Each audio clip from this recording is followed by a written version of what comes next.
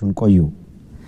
በዛሬው ዕለት በአበይት ዕለታዊ ጉዳዮች ከሚዳሰሱ መሰረታዊ ነጥቦች መካከል ወደ ባህር ዳር ያቀናው የአብይ ኮሚሽን ያወጣውን መግለጫና ያደረጓቸው ንግግሮች ሊያሳኩ የፈለጉት አጀንዳና የገጠማቸው ሁኔታ ምንድነው የሚለውን እናነሳለን።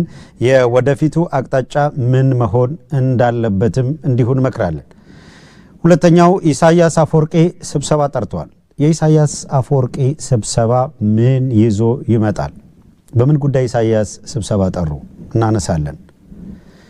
የሽመልስ አብዲሳ አስተዳደር ወይም የኦሮሚያ ክልላዊ መንግስት ብለው የሚጠሩት ኃይል ወደ መጨረሻው ምዕራፍ እየሄደ ይመስላል። አገርነት ለማወጅ የሚያበቃቸውን በርካታ ስራዎች ሲሰሩ ቆይተዋል። አሁን የብርሃኑ ጁላ ጦር በጎን ሆኖ መከላከያ እየተባለ የሚጠራው ማለት ነው።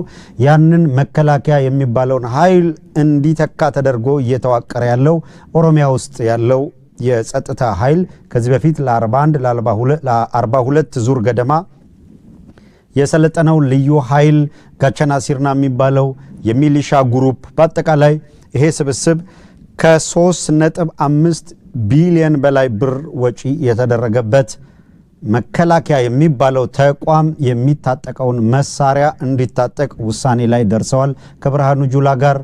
ይህ መሳሪያ ወደ ኦሮሚያ ክልል ለታጣቂዎች ሊታደል ነው።